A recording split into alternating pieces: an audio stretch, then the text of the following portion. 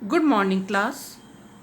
बच्चों, हमने कल एक कहानी पढ़ी थी, हठ का परिणाम। हठ का अर्थ हमने जाना जिद होता है। बच्चों के द्वारा की गई जिद तो कभी कभी प्यारी लगती है, लेकिन स्वार्थ की पूर्ति के लिए की गई जिद कभी कभी इंसान पर भारी पड़ जाती है। तो उसी के बारे में हमने इस कहानी में पढ़ा। आज हम इस बुक में दिए हुए कुछ अभ्यास को करेंगे। तो सबसे पहले हम देखते हैं प्रश्न और उत्तर। पहला प्रश्न है, उस पुल पर एक समय में कितने व्यक्ति या पशु चल सकते थे?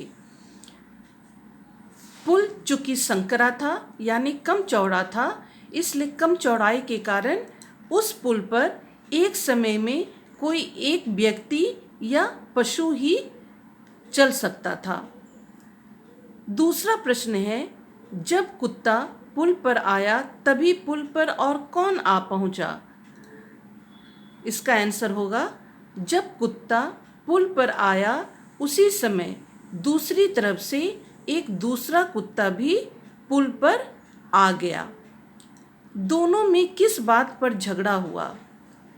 दोनों डॉगी इस बात पर आपस में झगड़ने लगे कि पहले इस पुल पर मैं आया हूँ, इसलिए इस पुल को मैं पार करूँगा, और दूसरा डॉगी यह चाहता था कि पहले इस पुल को मैं पार करूँगा, इसलिए दोनों के बीच में झगड़ा शुरू हो गई।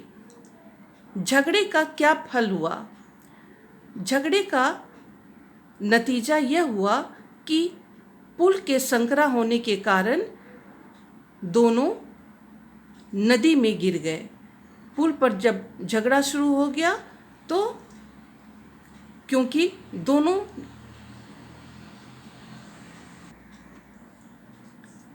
में से कोई भी पुल के किनारे जाता तो उसके नदी में गिर जाने की संभावना थी, अतः लड़ते लड़ते दोनों पुल में ही घायल हो गए और दोनों नदी में, गहरी नदी में गिर गए।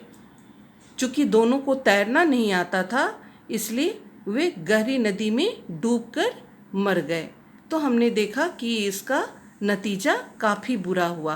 तो इस कहानी से हमें क्या शिक्षा मिलती है? तो हम कहेंगे कि इस कहानी से हमें यह शिक्षा मिलती है कि हमें जिद नहीं करनी चाहिए, क्योंकि कभी कभी इसका नतीजा गलत भी हो सकता है। अगला प्रश्न है, खाली स्थान को भरें। पार जाने के लिए नदी पर लकड़ी का एक डैश बना हुआ था। तो हमें यहाँ से उचित शब्द को चुनकर लिखना है। तो क्या हम भरेंगे यहाँ पर? सामने, परिणाम और पुल। तो आप लिखेंगे पुल। यहाँ पर आपको लिखना है पुल। पुल के बीच में आकर दोनों कुत्ते एक दूसरे के डैश खड़े हो गए। तो यहाँ आप लिखेंगे सामने। पुल के बीच में आकर दोनों कुत्ते एक दूसरे के सामने खड़े हो गए। हठ का डैश अच्छा नहीं होता। तो यहाँ आप लिखेंगे हठ का परिणाम अच्छा नहीं होता। तू कहाँ जा रहा है? किसने किससे कहा? तो यहाँ पर आपको भरना है कि यह बात किसने किससे कही थी। यहाँ हम देख सकते हैं, तू कहाँ जा रहा है, यह बात पहले कुत्ते ने दूसरे कुत्ते से कही थी। तो यहाँ पर आप लिखेंगे पहले कुत्ते ने दूसरे कुत्ते से।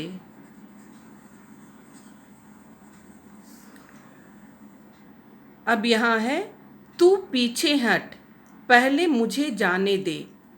यह बात किसने कही थी? यह बात दूसरे कुत्ते ने पहले कुत्ते से कही थी। तो यहाँ लिखेंगे आप, दूसरे कुत्ते ने पहले कुत्ते से। तो इस तरह से ये किसने किससे कहा था, ये भी आपका हो गया, रिक्त स्थान भी हो गया। मैंने यहाँ कुछ शब्दों से वाक्य बनाए हैं, जैसे अधिकार, जिद, परिणाम और तैयार। तो देखते हैं। अधिकार, अधिकार से मैंने बनाया हमें अपने अधिकार के लिए लड़ना चाहिए, यानी हमें अपने हक के लिए लड़ना चाहिए। अगर कभी हमें अपना अधिकार नहीं मिले तो कहा जाता है कि अधिकार ना मिले तो आप उसे छीन कर भी ले सकते हैं, क्योंकि वो आपका हक है। जिद, जिद से मैंने बनाया हमें हर बात के लिए जिद नहीं करनी चाहिए। किसी को भी, चाहे बच्चे ही क्यों ना हो, हर बात के लिए हमेशा हमें जिद नहीं करनी चाहिए, क्योंकि कभी कभी जिद का परिणाम अच्छा नहीं होता। परिणाम, परिणाम का अर्थ होता है फल या नतीजा। मैंने बनाया है परीक्षा का परिणाम देखकर मैं खुश हो गया, यानी परीक्षा के नतीजा निकलने के बाद उसके फल को देखकर मैं खुश हो गया। अगला है शब्द तैयार। तैयार से मैंने बनाया हमें हर मुसीबत का सामना करने के लिए तैयार रहना चाहिए, यानी कोई भी बाधा आए तो हमें उसको झेलने के लिए या उसका सामना करने के लिए हमेशा तैयार रहना चाहिए। इस प्रकार प्रत्येक शब्दों से मैंने एक एक वाक्य बनाए हैं और दूसरा वाक्य यहाँ आपको बनाना है। तो आपका हिंदी 2 का सिलेबस पूरा हो गया। आपको यहीं तक पढ़ना है, सिलेबस आपको मिल जाएगा और आप हाफ ईयरली के एग्ज़ाम की तैयारी सिलेबस के अनुसार करेंगे। Thank you.